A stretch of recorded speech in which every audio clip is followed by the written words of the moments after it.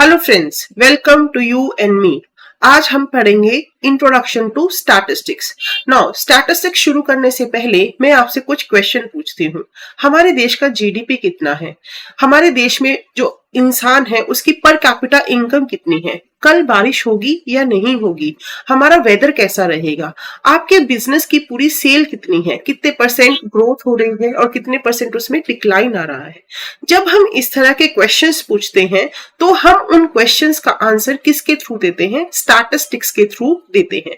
तो इससे हमें ये तो पता लगा कि जब भी हमें किसी information, data related numerical information के बारे में कुछ बताना हो तो उसके लिए हम किसको यूज करते हैं? स्टैटिस्टिक्स को यूज करते हैं। तो आइए समझते हैं कि स्टैटिस्टिक्स होता क्या है। Statistics refers to the body of principle and procedure developed for the collection, classification, summarization and interpretation of numerical data for the use of such data. अब ये जब मैंने पढ़ा तो आपको बहुत मुश्किल लग रहा होगा, लेकिन अगर मैं इसको बहुत आसान भाषा में समझाऊं तो हम स्टैटिस्टिक्स में क्या करते हैं? हम डेटा को इकट्ठा करते हैं, उस डेटा को हम क्लासिफाई करते हैं on the basis of certain features, फिर उसमें से हम कुछ रिजल्ट्स निकालते हैं। और जब हम, जैसे कि मैंने आपसे शुरू में क्वेश्चन पूछे थे, हमारा जीडीपी कितना है, सेल का ग्रोथ कितना है, परचेज क्या है, हमारी पर कैपिटा इनकम क्या है, जब हम ऐसे क्वेश्चंस का आंसर दे देते हैं तो इसको बोलते हैं रिजल्ट्स। तो जब हम इन सब का आंसर देते हैं by collecting the data relating to that information, that is known as statistics. So, statistics is a set of decision-making technique which aid businessmen in drawing inferences from the available data. तो statistics हमें किस में help करता है? Statistics वो technique है जो data को इकट्ठा करके हमें अपने बिजनेस से रिलेटेड इंफॉर्मेशन लेने में सहायता करती है। तो statistics जो है वो एक डिसीजन मेकिंग टेक्निक है। हम डेटा को यूज करते हैं, उससे रिजल्ट निकालते हैं और उस रिजल्ट के बेसिस पर हम अपने बिजनेस के लिए नए डिसीजंस लेते हैं। So, meaning of statistics. Statistics is a branch of mathematics dealing with decision-making technique which help businessmen in making suitable policies for the available data. तो statistics क्या है? एक तरह से ये mathematics की ही ब्रांच है, एडवांस ब्रांच है, जहां पर हम कुछ टूल्स लगाते हैं, टेक्निक्स लगाते हैं for taking the decision making. अभी हमने क्या बोला? पिछली स्लाइड में हमने क्या पढ़ा था कि ये क्या है? एक डिसीजन मेकिंग टेक्निक है जो बिजनेसमैन को अपने बिजनेस के लिए सुटेबल पॉलिसीज बनाने में हेल्प करती है। कैसे हेल्प करेगी? बिजनेस से रिलेटेड जो भी डाटा होगा उसको हम पढ़ेंगे और पढ़ने के बाद उसमें से हम डिसीजन निकालेंगे, जिससे कि रिजल्ट्स निकालेंगे और उस रिजल्ट्स के बेसिस पर हम अपने बिजनेस का क्या ले सकते हैं? डिसीजन ले सकते हैं। Now the word statistics originate from the Latin word status, Italian word statistica and German statistik. So, statistics mean studying, collection, analyzing, interpreting and organizing data. तो सबसे पहले जो भी हमारी स्टैटिस्टिक्स है इसमें हम करते क्या है? हम डेटा को कलेक्ट करते हैं, एनालाइज करते हैं, इंटरप्रेट करते हैं जो भी हमें डाटा दिया जाता है। अब डाटा क्या है? डाटा इंफॉर्मेशन है जो हमारे पास में रॉ फॉर्म में आता है। लाइक अगर मैंने आपसे पूछना हो कि कल का वेदर कैसा रहेगा, तो इसके लिए मैं क्या करूंगी? मैं पिछला एक डाटा उठाऊंगी, पिछला वेदर रिकॉर्ड करूंगी और उन डाटा को रीड करके मुझे पता लगेगा कि वेदर का पैटर्न क्या चल रहा है। तो इस तरह से आप क्या करते हो? उससे इंफॉर्मेशन ड्रॉ करके आप फ्यूचर की इंटरप्रिटेशन कर सकते हो। The term statistics is generally used in two senses, one is plural sense and another one is singular sense. The plural statistics refers to the numerical facts or observation collected with the definite purpose. It is also referred as numerical data or statistical data. तो जब हम statistics को plural sense में पढ़ते हैं तो उसका मतलब क्या है कि हमने जो भी डाटा इकट्ठा किया, पहले तो वो किस फॉर्म में होगा? वो नंबर फॉर्म में होगा, न्यूमेरिक होगा। और हमने जो भी डाटा इकट्ठा किया होगा उसको इकट्ठा करने के लिए हमारे पास क्या होगा? एक डेफिनेट पर्पस होगा। उस पर्पस को ही स्टडी करने के लिए हम नंबर्स को इकट्ठा करेंगे और उससे कुछ रिजल्ट्स निकालेंगे। When we are talking about singular sense, the singular statistics is the science of collection, presentation, analysis and interpretation of numerical data. It is referred as statistical method. तो प्लूरल सेंस में हमने क्या किया? हमने सिर्फ data को collect किया और उसको इकट्ठा करके ऑर्गेनाइज कर लिया। जब हम सिंगुलर सेंस की बात करते हैं तो उस डेटा को हम टेबल फॉर्म में, ग्राफ फॉर्म में रिप्रेजेंट करते हैं, उसको एनालाइज करते हैं। एनालाइज मतलब उसको पढ़ते हैं और पढ़ने के बाद उसमें से कुछ रिजल्ट्स जो है वो उनको ड्रॉ करते हैं। तो जो प्लूरल सेंस है ये हमारा बेस हो गया जहां से हमें इंफॉर्मेशन मिलेगी, और उस बेस को यूज करके जब हम कोई रिजल्ट निकालते हैं तो उसको हम क्या बोलते हैं? सिंगुलर सेंस बोलते हैं।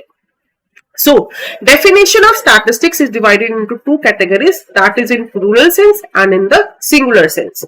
So, first of all, let's start with the definition in plural sense. By statistics, we mean aggregate of facts affected to a marked extent by multiplicity of causes, numerically expressed, enumerated, estimated according to reasonable standard of accuracy, collected in a systematic manner for a predetermined purpose and placed in relation to each other. अब यहाँ पर बहुत सारे words लिखे हैं. Let's start these words one by one. So first is aggregate of facts. तो aggregate of facts का मतलब क्या है? यहाँ पर आप समझिए, सपोज कीजिए कि मैंने आपको बोल दिया कि गीता जो है उसकी एज जो है वो 14 इयर्स है. अब ठीक है, हमें एक इंफॉर्मेशन मिल गई, इससे मुझे कोई रिजल्ट नहीं मिल रहा. लेकिन अगर मैं आपको ये बोलूं कि हमारे पास 10 स्टूडेंट्स हैं और उनकी एज 14, 15, 16, 18, 14, 17 इस तरह से है, तो फिर आप क्या निकाल सकते हो? इससे एक रिजल्ट निकल के आता है कि यहाँ पर जितने भी लोग हैं उनकी उम्र 15 के आसपास होगी.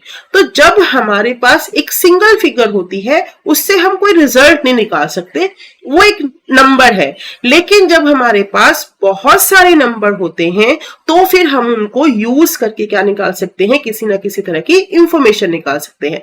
That is known as aggregate of facts. In statistics, the single numerical figure has no meaning. It is not statistics. The numerical figure of production, income, price of commodities, student of the class, etc. statistics. तो इसका मतलब statistics में हमें क्या चाहिए? हमें बहुत सारे नंबर चाहिए जिनसे हम क्या कर सकते हैं? किसी ना किसी तरह का रिजल्ट जो है वो विड्रॉ कर सकते हैं. So first, aggregate of facts. अब दूसरा चलते हैं. The value of statistics are numerically expressed. अब जो भी हमारे पास डेटा है, जो भी हमारे पास इंफॉर्मेशन है, जो भी हमारे पास फैक्ट्स है, वो किस में होने चाहिए? वो नंबर्स में होने चाहिए. जब तक ये हमारे पास न्यूमेरिकल नंबर फॉर्म में नहीं होंगे तब तक हम स्टैटिस्टिक्स जो है वो उसको अच्छी तरह से अप्लाई नहीं कर सकते. वैसे अब कुछ टूल्स ऐसे हैं जो हम न्यूमेरिकल डेटा के ऊपर भी लगाते हैं और नॉन न्यूमेरिकल डेटा के ऊपर भी लगाते हैं. लेकिन जब हम स्टैटिस्टिक्स की बात करते हैं तो इट इज एज्यूम्ड कि हमें सारे नंबर्स को, हमारे सारे इंफॉर्मेशन को किस में एक्सप्रेस करना है? नंबर में एक्सप्रेस करना है. So the value of statistics are countable as well as numerically expressed. For example, the number of student at Siddharth college in grade 11 are 400. among them 260 are female and 156 are male, which constitute statistics. अब यहाँ पर मैंने एक example दिया है कि एक college है जिसमें हमारे पास 400 स्टूडेंट है, जिसमें से 264 क्या है? फीमेल है, और 136 क्या है? मेल है. तो यहाँ पर मैंने क्या किया? जो भी मेरे पास इंफॉर्मेशन थी उसको मैंने किस में रिप्रेजेंट किया? नंबर में रिप्रेजेंट किया. तो इसीलिए जब भी हमें कोई स्टैटिस्टिक्स लगाना है तो स्टैटिस्टिक्स किस में होना चाहिए? नंबर्स में होना चाहिए. तभी हम उसके टूल्स लगा सकते हैं, तभी हम कोई रिजल्ट्स जो है वो निकाल सकते हैं. Next is statistics are collected in a systematic manner. Firstly, we have to think about the field of study. Then data should be collected by applying suitable method and work should be carried out in a systematic manner. Otherwise, interpretation and calculations may be wrong or misleading. अब suppose करो आपको पता करना है कि आपकी class में जो बच्चे हैं, जो स्टूडेंट्स हैं, उनका एज क्या है. और अगर मैं उनसे डेटा जो है वो ऐसे पूछ लूं कि आपके मार्क्स क्या हैं, आपकी हाइट क्या है, तो ऑब्वियस है मुझे यहां से एज का डाटा नहीं मिलेगा. मैं नहीं बता सकती कि एज क्या होगी. तो इसीलिए सबसे पहले आपको क्या पता होना चाहिए? आपको ये पता होना चाहिए कि आप किसके लिए, यानी आपका पर्पस क्लियर होना चाहिए कि आप किसके लिए डाटा इकट्ठा कर रहे हो. दूसरा, जो भी डाटा आप इकट्ठा कर रहे हो उसके लिए सुटेबल मैनर होना चाहिए। ये नहीं है कि कहीं से भी फिगर्स उठा ली, आपको अपना एरिया डिसाइड करना पड़ेगा, आपको पता करना पड़ेगा कि मैं कहां पर रिसर्च या कोई भी चीज इंफॉर्मेशन कलेक्ट करना चाह रहा हूं। मुझे चंडीगढ़ का वेदर देखना है, मुझे क्लास का लाइक अगर सपोज करो कि मुझे एज ही पता करनी है, तो अब एज जो है वो किसकी पता करनी है, तो आपका एरिया भी डिसाइड होना चाहिए। फिर पहले पर्पस डिसाइड कर लिया, एरिया डिसाइड कर लिया, और उसके बाद हम क्या करेंगे, हमें अपना डाटा जो है वो इकट्ठा करना चाहिए। तो जब भी हम स्टैटिस्टिक्स को फॉलो करते हैं, we must have a like a systematic, हमें एक सिस्टमैटिक मैनर को क्या करना पड़ता है, फॉलो करना पड़ता है। अदरवाइज क्या होगा कि जो भी हमारे पास इंफॉर्मेशन आएगी वो पूरी की पूरी रॉ होगी, और जब हम उससे रिजल्ट निकालने लगेंगे तो वो बहुत ही कमरसम हो जाएगा और हम उसमें से सही रिजल्ट जो है वो नहीं निकाल पाएंगे, हमें बहुत डिफिकल्टी होगी। तो इसलिए जब भी हम स्टैटिस्टिक्स का डाटा कलेक्ट करते हैं, स्टैटिस्टिक्स को अप्लाई करते हैं, तो it must be in a systematic manner. तो मुझे लगता है कि ये 3 पॉइंट आपको समझ में आ गए कि पहला, हमारे पास जो इंफॉर्मेशन है उसमें बहुत सारे नंबर होने चाहिए, एक ही नंबर नहीं होना चाहिए। जो भी इंफॉर्मेशन हमने कलेक्ट की वो न्यूमेरिकली एक्सप्रेस होनी चाहिए। और तीसरा, जो भी हम डाटा इकट्ठा कर रहे हैं वो उसके लिए कोई सिस्टम होना चाहिए। Next is for a pre determine purpose. अभी मैंने आपको बताया, जब तक आपको यही नहीं पता कि आपने जो भी इंफॉर्मेशन कलेक्ट की है वो किस लिए कर रहे हो, तो आपका पर्पस जो है, आप वहां पर किसी भी तरह का टूल अप्लाई नहीं कर सकते। तो इसलिए सबसे पहले we must have a well defined purpose, specific aim, objective before we collect the data. Suppose if you want to compare the performance of student in grade 11 in Siddharth College in one subject or more, we must specify the subject and the year for which the comparison is carried out. तो जैसे आपको अपनी जिंदगी का M ही ना पता हो कि हमने करना क्या है, तो हम इधर उधर भटकते रहते हैं। इसी तरह से जब तक हमें यही नहीं पता होगा कि हम क्या ढूंढ रहे हैं, तो फिर उससे रिलेटेड हम डाटा भी अच्छे से नहीं कलेक्ट कर पाएंगे। तो इसीलिए जो स्टैटिस्टिक्स है वो क्या होनी चाहिए, उसके लिए हमारा पर्पस जो है वो वेल डिफाइंड होना चाहिए। Next is statistics make easy to comparison. जो भी हमारा डाटा है, अगर हमने वो सिस्टमेटिकली कलेक्ट किया है, प्री डिफाइंड पर्पस के लिए कलेक्ट किया है, तो इससे क्या होगा, हम एक वैलिड कंपैरिजन बना सकते हैं। और जो डाटा होना चाहिए, अब हमने कंपैरिजन करना है, मान लो मुझे मार्क्स का पता करना है कि क्लास 2010 में और 2011 में क्लास 11th के बच्चों के मार्क्स की में कितना डिफरेंस आया या कितना उतार चढ़ाव आया। तो अब ये डाटा जो है वो मार्क्स से ही रिलेटेड होना चाहिए, दोनों साल का। यानी कि हमारा डाटा क्या होना चाहिए, होमोजीनियस होना चाहिए, होमोजीनियस एक जैसा होना चाहिए। अगर ये डाटा एक जैसा नहीं होगा तो हम कंपैरिजन नहीं कर सकते। तो स्टैटिस्टिक्स जो है वो हमारा कंपैरिजन क्या कर देती है, आसान कर देती है। तो this is all about the features of statistics, that is aggregating effects numerically expressed affected by multiplicity of causes। इसका मतलब क्या है कि जो भी हमारा डाटा होता है ना, उसमें किसी ना किसी तरह से कोई ना कोई रिलेशन होता है, तो उसको कौन कौन से फैक्टर्स जो हैं वो इफेक्ट करते हैं ये भी हमें पता होना चाहिए। लाइक अगर मुझे ये पता करना हो कि एक किसान का कोई खेत है, उसमें फसल उगानी है, तो उस फसल को अगर मुझे अच्छे से उगाना है तो उसके लिए क्या क्या फैक्टर्स जो है वो इफेक्ट कर सकते हैं। इसका मतलब उसमें मिनरल्स भी इफेक्ट कर सकते हैं, रेन वाटर भी इफेक्ट कर सकता है, रेन उसने जो खाद डाली है वो भी इफेक्ट कर सकती है। तो जो भी हमारा डाटा होगा ना, उसके पीछे बहुत सारे रीजंस होंगे, तो उनको हम क्या बोलते हैं, वेरिएबल्स बोलते हैं। तो आपको वो वेरिएबल्स भी ध्यान में रखने हैं, उससे रिलेटेड डाटा भी इकट्ठा करना है। रीजनेबली एक्यूरेट जो भी हम डाटा, अभी मैंने आपको बताया कि प्री डिटर्मिन्ड पर्पस होना चाहिए। जब तक हमारा पर्पस जो है वो प्री डिटर्मिन्ड नहीं होगा, हम कोई भी डाटा, हम कोई भी इंफॉर्मेशन जब हम कलेक्ट करेंगे वो सही नहीं होगी। तो आपको जो भी डाटा इकट्ठा करना है वो क्या होना चाहिए, प्री डिटर्मिन्ड पर्पस के लिए होना चाहिए। उसके जो भी वेरिएबल्स है उनको देख के बनाना चाहिए। इससे क्या होगा, जो भी हम डाटा इकट्ठा करेंगे वो हमारा क्या होगा, एक्यूरेट होगा। Place in relation to each other, place in relation to each other का मतलब क्या है कि जो भी मैंने डाटा इकट्ठा किया, और सपोज अभी हम बात कर रहे हैं कि क्रॉप जो है उसको हम कैसे बढ़ा सकते हैं, तो मैंने अब रिलेशनशिप किस में देखना है, क्रॉप में देखना है, और साथ के साथ मैं देख रही हूँ कि अगर मैं मिनरल को इंक्रीज या डिक्रीज कर रही हूँ तो इसके ऊपर क्रॉप के ऊपर क्या इफेक्ट पड़ रहा है। तो यहाँ पर मैं दो चीजों में रिलेशनशिप ढूंढ रही हूँ कि क्या इसकी वजह, इसके चेंज होने से क्रॉप में कोई फर्क पड़ रहा है या नहीं पड़ रहा। तो यहाँ पर मैंने क्या किया, मैंने दो वेरिएबल्स को एक दूसरे के रिलेशनशिप में डाला। तो इससे क्या होगा, जो भी हमारा स्टैटिस्टिक्स होता है वो क्या करता है, चीजों को आपस में रिलेट करता है ताकि हम किसी ना किसी तरह का रिजल्ट निकाल सके। लाइक अगर मुझे एज पता करनी है तो मैं क्या करूंगी, हमारी क्लास में मान लो X Y Z M N ये सारे स्टूडेंट्स हैं, तो मैं इन सबकी एज को एक दूसरे के साथ रिलेट करूंगी, फिर ही मुझे पता लगेगा ना कि क्लास में जो भी स्टूडेंट्स हैं उनकी ऑन एन एवरेज एज कितनी है। तो यहाँ पर हम क्या करते हैं, जो भी हमारे पास डाटा होता है उसको एक दूसरे के रिलेशन में डालते हैं। Collected in a systematic manner, ये मैंने ऑलरेडी बता दिया है कि जो भी हमारे पास डाटा होना चाहिए वो सिस्टमेटिकली कलेक्टेड होना चाहिए। इन्यूमरेटेड और एस्टिमेटेड, उस डाटा को हम क्या करते हैं, एनालाइज करते हैं, इंटरप्रेट करते हैं और फिर हम अपने रिजल्ट्स जो है वो देते हैं। So these are the features of statistics when we are using the statistics in plural sense। तो आई होप यहां तक आपको सारा क्लियर हो गया होगा।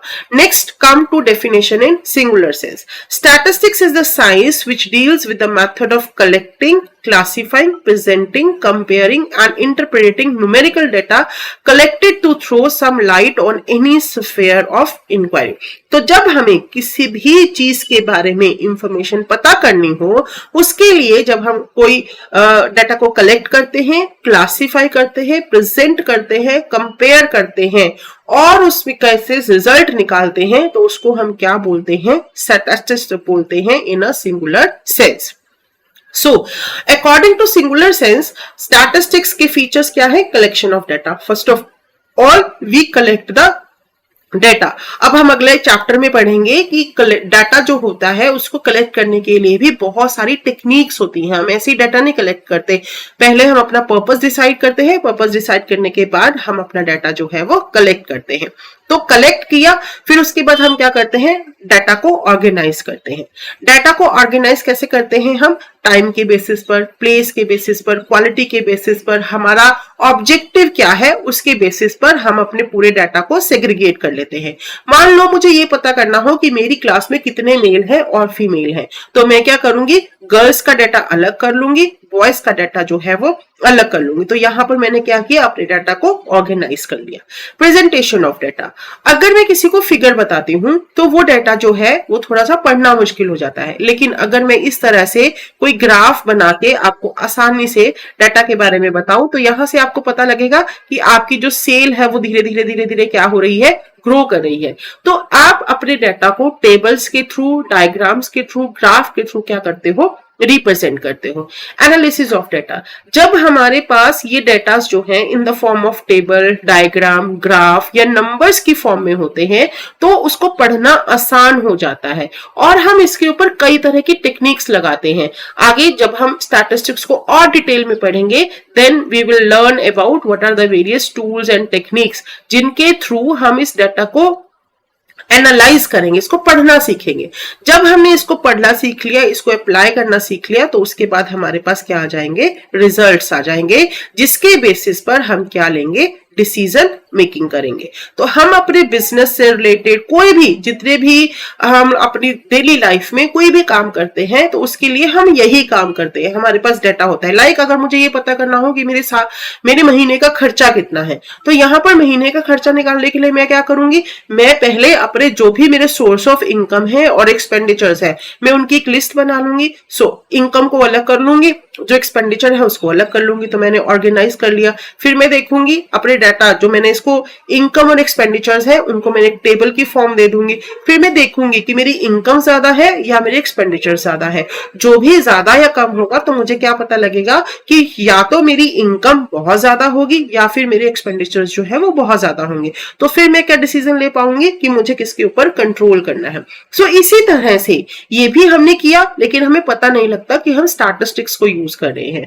तो जब हम बड़े बिजनेस करते हैं या फिर जो भी हम अपनी पॉलिसीज बनाते हैं वहां पर हम हर जगह पर किसको यूज करते हैं, स्टैटिस्टिक्स को यूज करते हैं, जहां पर हम उससे रिलेटेड, उस इंक्वायरी से रिलेटेड डाटा को इकट्ठा करते हैं, ऑर्गेनाइज करते हैं, प्रेजेंट करते हैं और फिर उसका एनालिसिस एंड इंटरप्रिटेशन करते हैं. So this is the brief definition of statistics.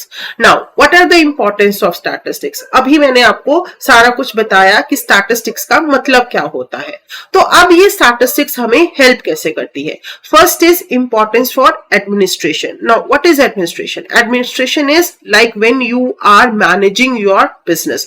तो हमारे business के जितने भी persons हैं, चाहे वो CEO है, चाहे वो managers हैं, वो सारे के सारे क्या करते हैं, स्टैटिस्टिक्स डाटा को इकट्ठा करते हैं और उनसे इंफॉर्मेशन जो है वो अपने लोअर लेवल मैनेजर से, एग्जीक्यूटिव से इंफॉर्मेशन मांगते हैं. वो क्या करते हैं, वो इंफॉर्मेशन कहां से लाते हैं, सेल्स से रिलेटेड मैनेजर से हमें सेल्स से रिलेटेड इंफॉर्मेशन मिल जाती है, परचेज वाले बंदे से हमें परचेज की इंफॉर्मेशन मिल जाती है. तो इसी तरह से जो भी स्टैटिस्टिक्स है वो हमें अपने बिजनेस को एडमिन यानी उसको मैनेज करने में, उसके लिए प्लानिंग करने में हमें क्या करती है, हेल्प करती है. Important for businessman, agriculturist and industrialist. जितने भी बिजनेसमैन हैं, इंडस्ट्रियलिस्ट हैं, वो अपनी ग्रोथ को देखने के लिए, अपने प्रॉफिट को देखने के लिए, अपने एक्सपेंडिचर्स को देखने के लिए किसका यूज करते हैं, स्टैटिस्टिक्स का यूज करते हैं. Importance in economics. इकोनॉमिक्स क्या है, हमारे देश का जीडीपी कितना है, पर कैपिटा इनकम क्या है हमारी, क्या हमारे पब्लिक एक्सपेंडिचर्स कितने हो रहे हैं. तो यहां पर भी हम क्या करते हैं, हम अपने स्टैटिस्टिक्स को ही यूज करते हैं. हमारी अगर हम कहें कि पॉपुलेशन कितनी है, तो ये भी मुझे कहां से पता लगता है, स्टैटिस्टिक्स. उसमें मैं पॉपुलेशन से रिलेटेड इंफॉर्मेशन को कलेक्ट करती हूँ. तो इकोनॉमिक्स में भी जितनी भी हमारी पूरी इकोनॉमी है, इसमें भी जो भी हम पॉलिसीज बनाते हैं, जो भी हम रूल्स बनाते हैं, या फिर जो भी हम अपने लिए सिस्टम बनाते हैं, उसमें भी हम किसको यूज करते हैं, स्टैटिस्टिक्स को यूज करते हैं. Importance in political field. Political fields का मतलब कि अगर किसी लाइक कहीं इलेक्शंस हो रहे हैं, तो इलेक्शंस होते हुए कितने पर्सन्स हैं जो वोट दे सकते हैं, कैसे ऐसे लोग हैं जहां से हमें कितने परसेंट पॉपुलेशन है एक पर्टिकुलर एरिया की, यहां से हमें कितने वोट्स मिल सकते हैं. तो ये सारे काम भी हम कहां पर करते हैं, स्टैटिस्टिक्स के थ्रू ही होते हैं. Importance in social field. Social field का मतलब क्या है कि एक पर्सन की इकोनॉमिक लाइफ कैसी है, ज्योग्राफिकल एरिया कैसा है, इसको हम बोलते हैं सोशल फील्ड. तो यहां पर भी हम किसको यूज करते हैं, स्टैटिस्टिक्स को ही यूज करते हैं. Science and research. Science and research क्या होता है कि अगर हमारा, जैसे अभी कोरोना आया था तो हमें नई मेडिसिन की जरूरत थी, इसी तरह से हमें नई इक्विपमेंट्स की जरूरत पड़ी, तो कितने परसेंट इक्विपमेंट हमारे ऑलरेडी हैं और कितना रिसर्च हमें करने की जरूरत है. तो इसके लिए भी हमें किसकी इंफॉर्मेशन होती है, डाटा की इंफॉर्मेशन होती है. हमारे क्या गैप्स है, ये हमें कहां से पता लगता है, स्टैटिस्टिक्स से पता लगता है. तो साइंस और रिसर्च में भी हम किसको यूज करते हैं, स्टैटिस्टिक्स को यूज करते हैं. Next is importance for banking. अब बैंकिंग तो आप सबको पता है कि हम लोग वहां से कैश लेते हैं, कितना कैश हमारे पास बैंक के पास है, कितना लोन उनको देना चाहिए, क्या रेट ऑफ इंटरेस्ट उनको रखना चाहिए लेने के लिए भी और लोन देने के लिए भी. तो ये सारी चीजें भी वो किसके ऊपर डिपेंड करती हैं, स्टैटिस्टिक्स के ऊपर काम करती हैं. Importance of insurance companies. जो इंश्योरेंस कंपनीज होती हैं वो किसके बिहाफ पर काम करती हैं, प्रीमियम के बिहाफ पर. हमें एक पॉलिसी के लिए कितना प्रीमियम चार्ज करना है, इधर इट इज LIC और जर्नल इंश्योरेंस. तो ये सारा कुछ भी हमें कहां से पता लगेगा, स्टैटिस्टिक्स से. डाटा कलेक्ट करेंगे लोग, कंपनीज जो है डिफरेंट काइंड ऑफ कंपनीज है, वो different kind of insurance provide करती हैं, उसके लिए वो कितना प्रीमियम चार्ज करती हैं, क्या क्या फैसिलिटीज वो प्रोवाइड कर सकते हैं.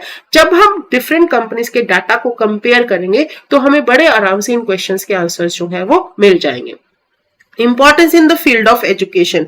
हमें किस तरह की एजुकेशन की जरूरत है, बच्चे क्या चाहते हैं, उनका क्या ड्रीम है, किस लाइन में वो प्रैक्टिकल इंफॉर्मेशन चाहते हैं या नहीं चाहते. तो ये सारी चीजें किस एज का बच्चा जो है वो एंटर करना चाहिए, यहाँ पर बहुत सारी इंफॉर्मेशन है जो हमें कैसे पता लगती है, डाटा से ही पता लगती है. इसी तरह से इंपॉर्टेंस फॉर इकोनॉमिक प्लानिंग. अगर हमने अपने जो भी हम फिस्कल पॉलिसीज बनाते हैं, जो भी हमारा बजट होता है, ईयर बजट होता है, इसी तरह से हम रेल पॉलिसीज बनाते हैं, इसी तरह से हम ट्रांसपोर्टेशन की पॉलिसीज बनाते हैं। तो हमारे बिजनेस की जितनी भी, हमारी इकोनॉमी की जितनी भी प्लानिंग्स होती हैं, उन सब के लिए हम किसका यूटिलाइजेशन करते हैं? डाटा का यूटिलाइजेशन करते हैं। और इस डाटा के ऊपर हम बहुत सारे टूल्स एंड टेक्निक्स लगाते हैं। इस पूरे प्रोसेस को ही स्टैटिस्टिक्स बोलते हैं। तो अगर आप देखो, हमारी जिंदगी में कोई भी ऐसा फील्ड नहीं है जहां पर डाटा ना हो और हम उस डाटा से ही इंफॉर्मेशन को कलेक्ट करते हैं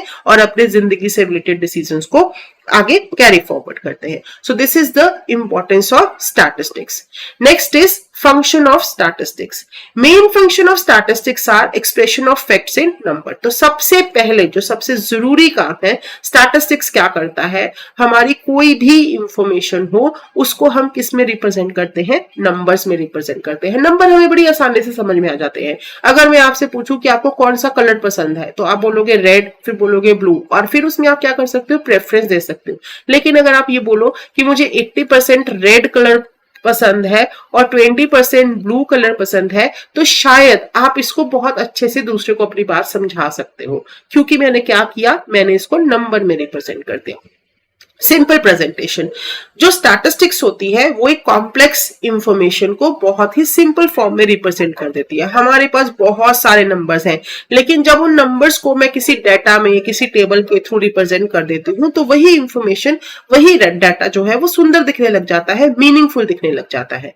enlarge individual knowledge and experience. Statistics enlarge an individual knowledge, experience and power of reasoning. जब हम टेबल्स को देखते हैं, ग्राफ को देखते हैं, अगर सपोज करो मैंने कोई इस तरह का टेबल बना दिया है, तो आपको क्या पता लग रहा है? आपको इससे पता लग रहा है, मान लो यहां पर लिखा हो सेल ग्रोथ, तो यहां से आपको धीरे धीरे पता लग रहा है कि हमारे ऑर्गेनाइजेशन की सेल जो है वो बढ़ रही है। इसी तरह से अगर यहां पर मैं इस तरह से कोई डाटा बना दूं, तो आपको क्या पता लगेगा कि मेरे जो परचेज एक्सपेंडिचर है वो धीरे धीरे क्या हो रहे हैं? कम हो रहे हैं। तो जब भी हम स्टैटिस्टिक्स को ग्राफ के थ्रू, पिक्चर्स के थ्रू रिप्रेजेंट करते हैं, एक तो लोगों का नॉलेज बढ़ता है, एक्सपीरियंस बढ़ता है, और इसको एनालाइज करने से उनका रीजनिंग स्किल भी बढ़ जाता है।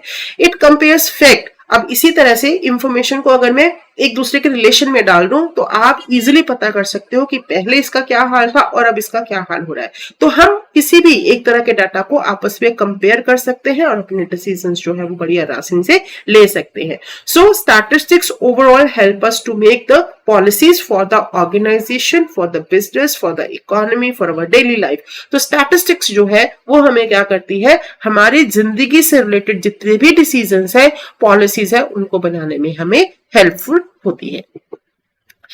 Help other science in testing their laws. अब जैसे कि हम लोग बोलते हैं कि अगर हमारे प्राइसेस जो हैं अगर वो बढ़ जाएंगे तो उसकी डिमांड जो है वो कम हो जाएगी। तो ये हमें कैसे पता लगा? यहां पर भी हमने क्या किया? अपने स्टैटिस्टिक्स को अप्लाई किया। इकोनॉमी में हमने स्टैटिस्टिक्स को अप्लाई किया और उससे ये प्रूव कर दिया कि अगर प्राइसेस जो है वो इंक्रीज होते हैं तो डिमांड क्या हो जाएगी? हमारी डिक्रीज हो जाएगी।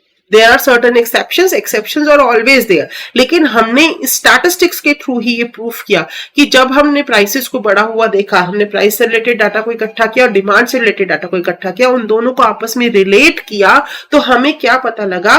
This becomes a law. इसी तरह से जब हम किसी भी फैक्ट और फिगर्स को आपस में किसी न किसी रिलेशन में रखते हैं, तो हमें बहुत से फैक्ट्स के बारे में इंफॉर्मेशन जो है वो मिलती है, जिससे कि हमें अपनी फ्यूचर की प्रॉब्लम्स, हम अपने फ्यूचर से रिलेटेड डिसीजंस जो है वो ले सकते हैं। इधर वी हैव टू कंट्रोल और we have to enlarge our जो भी हमारा डिसीजन है, हमें उसको कंट्रोल करना है या हमें उसके और इनलार्ज करना है। तो इस तरह की फोरकास्टिंग करने के लिए भी स्टैटिस्टिक्स जो है वो हमें हेल्पफुल होती है। Presentation of data in condensed form.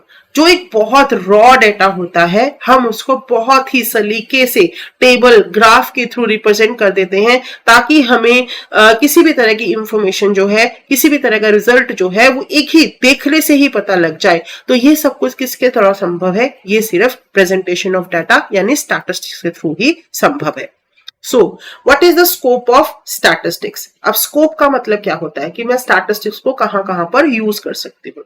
अभी हमने आपको बताया कि जो स्टैटिस्टिक्स है वो बिजनेस में भी यूज हो सकती है, इकोनॉमिक्स में भी यूज हो सकती है, हमारी डेली लाइफ में भी यूज हो सकती है, रिसर्च में यूज हो सकती है, हमारी पॉलिसी फॉर्मुलेशन में यूज हो सकती है, हमारी कोई भी सिंपल छोटी से छोटी प्रॉब्लम हो उसको अगर हमने सॉल्व करना है, डाटा इकट्ठा किया तो हमें उस इंफॉर्मेशन के, उस डाटा से हमें उसके बारे में इंफॉर्मेशन ही मिल जाती है। तो स्टैटिस्टिक्स जो है उसका स्कोप जो है वो बहुत ही इनलार्ज है। तो सबसे पहले अगर हम बात करें तो स्टैटिस्टिक्स क्या करता है, वो किसी भी फिगर्स को किसी भी फैक्ट को फिगर्स में रिप्रेजेंट करता है। The numerical presentation help in having a better understanding of nature of an problem. तो हमारा जब भी हमारे पास नंबर्स होते हैं तो हमें अपनी प्रॉब्लम के बारे में एक आइडिया बड़े आराम से लग जाता है। इससे क्या होता है कि जो भी इंफॉर्मेशन है वो हमें सिंप्लीफाइड फॉर्म में पता लग जाती है। जब हम किसी चीज को अच्छे से पढ़ पाते हैं, वो हमें देखने में आसान लग रही है, तो हम आपस में उसका रिलेशनशिप भी बिठा सकते हैं और उसके बीच में हम कोई ना कोई रिलेशन डेवलप करके हम अपने पॉलिसीज प्रोसीजर्स जो है वो बना सकते हैं। तो जो स्टैटिस्टिक्स है वो ओवरऑल क्या करती है, हमारी किसी भी प्रॉब्लम से रिलेटेड डाटा को इकट्ठा करती है, उसको सिंप्लीफाई करती है, जिसको हम एक दूसरे के रिलेशन में डाल के क्या कर सकते हैं, अपने फ्यूचर से रिलेटेड पॉलिसीज जो है वो बना सकते हैं। सो स्टैटिस्टिक्स जो है, जब हमने डिसीजंस ले लिए, हमने अपने बिजनेस को रीड कर लिया या फिर हमने अपनी इकोनॉमी को रीड कर लिया, तो हम क्या कर सकते हैं, हम अपने बिजनेस से रिलेटेड, हम अपनी इकोनॉमी से रिलेटेड उसको क्या कर सकते हैं, फोरकास्ट कर सकते हैं। The success of planning by government और business it depends to a large extent upon the accuracy of their forecast. तो जितना सही हमारा डाटा होगा, जितना अच्छे से हम उसको रीड आउट करेंगे, जितना हम एक दूसरे के कंपैरिजन में करेंगे, तो फिर हम क्या कर सकते हैं, उतनी ही अच्छी फोरकास्टिंग कर सकते हैं। और जितना हम फोरकास्ट अच्छे से करेंगे उतना ही हमारा प्लानिंग प्रोसेस जो है वो सही होगा। Next is provide technique for testing of hypothesis. Now hypothesis क्या होता है, हाइपोथेसिस होती है असम्पशन। मान लो मैंने ये सोचा कि प्राइस के बढ़ने से डिमांड जो है वो कम होगी, तो अब ये क्या है, हाइपोथेसिस है। Prices decreases the demand, increase in price decreases the demand. तो मैंने ये एक असम्पशन बना लिया। अब इसको प्रूव करने के लिए मैं क्या करूंगी, डाटा को इकट्ठा करूंगी। तो ये नेगेटिव भी हो सकता है और पॉजिटिव भी हो सकता है। तो जब हम डाटा इकट्ठा करेंगे, उसके ऊपर टेस्ट लगाएंगे, तो फिर मुझे क्या पता लगेगा कि जो मैं देख रही थी, जो मैं ढूंढ रही थी, क्या वो है या नहीं है। तो इसको बोलते हैं testing of hypothesis. Next is provide techniques for making decision under uncertainty. Uncertainty, हमारा सब कुछ अनसर्टेन है, कुछ भी सर्टेन नहीं है।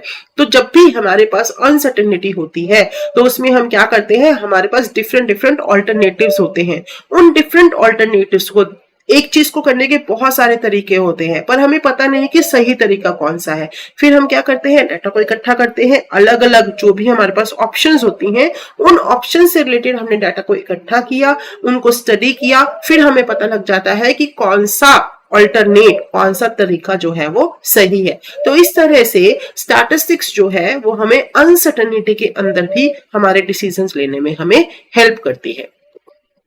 Now, what are the limitation of statistics? तो जो statistics है, सबसे बड़ी बात कि हम हर चीज को नंबर्स में रिप्रेजेंट नहीं कर सकते। मैंने अभी आपको बोला कि statistics कहां पर यूज होती है, जहां पर हम सभी चीजों को नंबर में रिप्रेजेंट कर सकते हैं। आपको कितनी भूख लगी है, you can not represent in to the number. आप कितने ऑनेस्ट है, आपकी कितनी गहरी फ्रेंडशिप है, तो इन चीजों को मैं सिर्फ एक्सप्रेस कर सकती हूँ, मैं सिर्फ फील कर सकती हूँ, लेकिन मैं इसको नंबर में नहीं बता सकती। तो इस केस में स्टैटिस्टिक्स जो है वो कहीं ना कहीं थोड़ी सी फेल हो जाती है। Study of aggregates only. अब एग्रीगेट ऑफ फैक्ट्स हमने बिल्कुल शुरू में डिस्कस किया था कि हमारे पास बहुत सारे नंबर होने चाहिए, तभी हम स्टैटिस्टिक्स को अप्लाई कर सकते हैं। अदरवाइज एक नंबर जो है उसकी स्टैटिस्टिक्स में कोई भी वैल्यू नहीं है। Note the only method. अब स्टैटिस्टिक्स जो है वो क्या करती है, वो हमें सिर्फ इंफॉर्मेशन प्रोवाइड करती है कि क्या हो रहा है, क्यों हो रहा है, लेकिन ये उसका हमें सॉल्यूशन प्रोवाइड नहीं करती। तो ये सिर्फ हमें जो हमारे फैक्ट्स है उसके बारे में हमें हमें आगाह कराती है उसको हम सही कैसे कर सकते हैं उसके बारे में ये हमें किसी भी तरह के सजेशंस नहीं देती है। Next is homogeneity of data. जब भी हम कोई डाटा इकट्ठा कर रहे हैं, मैंने आपको बताया था कि वो क्या होना चाहिए, क्योंकि हमने एक डाटा को दूसरे डाटा के रिलेशन में रखना है तो वो सेम होना चाहिए। अगर वो सेम नहीं होगा तो हमारे रिजल्ट्स जो है वो सही नहीं निकलेंगे। जो भी डाटा जो है वो क्या होना चाहिए, यूनिफॉर्म होना चाहिए, होमोजीनियस होना चाहिए। अगर ऐसा नहीं होगा तो हम डाटा को आपस में कंपेयर नहीं कर सकते। तो इसीलिए डाटा की होमोजेनिटी का होना बहुत ही जरूरी है। Results are true only on average.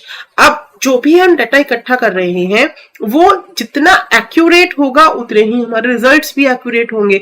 अगर हमारा डाटा जो है वो सही नहीं है, जो भी हमने इंफॉर्मेशन कलेक्ट की अगर वो सही नहीं है तो ऑब्वियस है कि हमारे रिजल्ट्स जो हैं वो सही नहीं होंगे।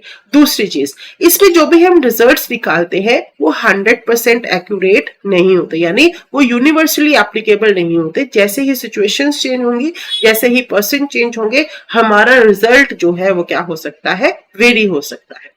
विदाउट रेफरेंस रिजल्ट में प्रूव रॉन्ग। अब जैसे सपोज करो मैंने किसी को बोला कि मुझे कोई इंफॉर्मेशन कलेक्ट करके लेके ला दो, तो मैंने उनको इंफॉर्मेशन कलेक्ट करके लेके अलग अलग जगह पर लोगों को भेज दिया, मैंने उनके ऊपर कोई निगरानी नहीं रखी। अब मुझे क्या पता कि वो कैसे इंफॉर्मेशन लेके आ रहे हैं।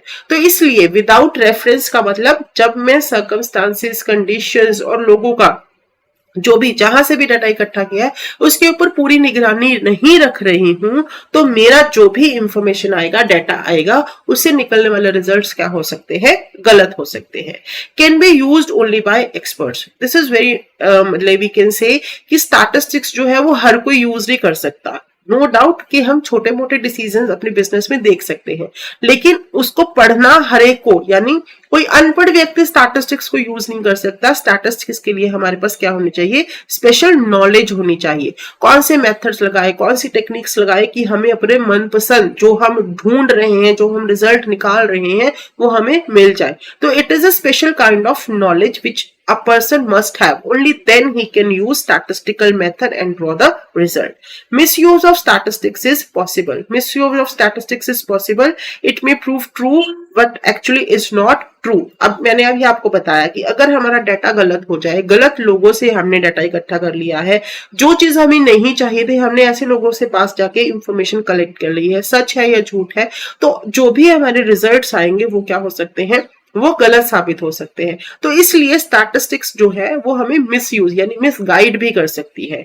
Only means and not a solution. Next, always the same, कि ये हमें सिर्फ क्या बता रही है, ये हमें रीजंस बता रही है, क्यों है, कहां पर है, क्या प्रॉब्लम है, लेकिन उसका सोल्यूशन जो है वो नहीं बता रही। तो ये क्या है, डिस्क्रिप्टिव है, यानी हमने डिस्क्राइब कर दिया, उसका सोल्यूशन क्या हो सकता है इसके बारे में हमें कोई भी इंफॉर्मेशन नहीं मिल रही। तो ये क्या है, हमारे मेन लिमिटेशंस होती हैं। लिमिटेशंस का मतलब होता है एक लिमिट हो जाना, लेकिन इसका मतलब ये नहीं है कि हम स्टैटिस्टिक्स को कहीं भी यूज नहीं करते। एक्चुअली में हम अपने जितने भी डिसीजंस होते हैं वो सारे के सारे किसके थ्रू लेते हैं, स्टैटिस्टिक्स के। तो अगर हम इन बातों का, हम अपनी इन लिमिट्स का ऊपर ध्यान दें तो statistics can be very useful for taking the decision, for forecasting our business, for forecasting our economy, and it may help us to take the decision relating to our business. तो I hope आपको ये आज का chapter introduction to statistics जो है वो समझ में आ गया होगा। अगर आपको किसी भी तरह की कोई भी दिक्कत है, you can comment on the comment section. I will love to answer your queries. So next chapter जब भी हम देखेंगे तो उसमें हम पढ़ेंगे कि how to collect the data, data क्या होता है, सैंपल क्या होता है, पॉपुलेशन क्या होता है, तो हम थोड़ा एडवांस लेवल पर जाएंगे। Thank you. अगर आपको ये वीडियो अच्छा लगा, लाइक, शेयर और सब्सक्राइब करना ना भूलें। Thank you.